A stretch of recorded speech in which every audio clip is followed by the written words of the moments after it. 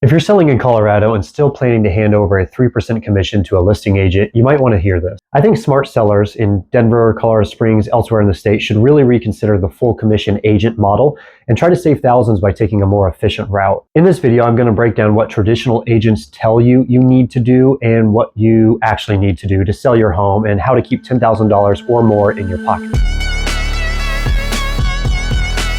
I'm James Carlson. I've been a licensed real estate agent here in Colorado since 2017, and I specialize in flat rate listings that guide you through everything you actually need to sell your home without overpaying. Before going into real estate, I was a journalist, and I think that attention to detail and pursuit of accurate information informs how I approach real estate. If you want more information about flat rate listings or buying a short-term rental or a second home, reach out to me at the email address in the description below. Now, traditional agents love to talk to you about their marketing plans. Flyers, open houses, custom property websites, broker lunches, Instagram reels with dramatic drone footage. That can sound and look really impressive, but it doesn't really sell your home. It sells your agent.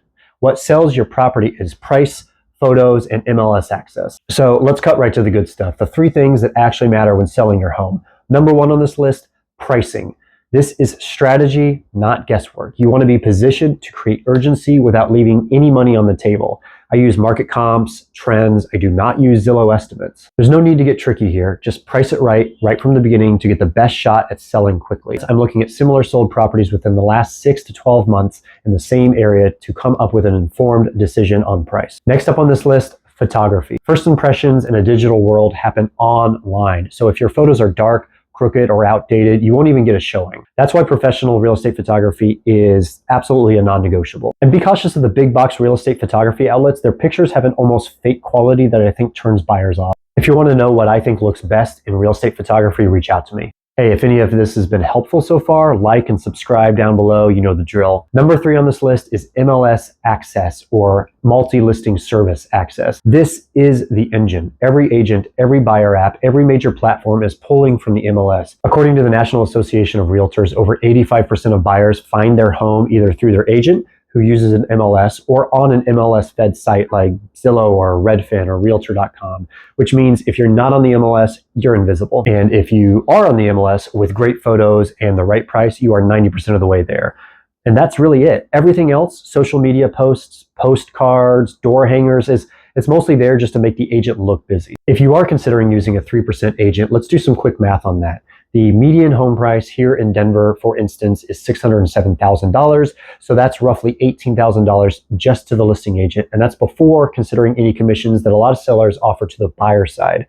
Now, if you use a flat rate model, you get the same MLS listing, guidance on the best stagers to design the home, best photographers to illustrate your home through photos, assistance with pricing strategies, coordinating showings through a centralized system like Broker Bay or Showing Time, explaining contracts and offers when they come in. The contract to buy and sell here in Colorado that's used by every agent is 24 pages long, so you want to make sure that you understand all the provisions to protect yourself.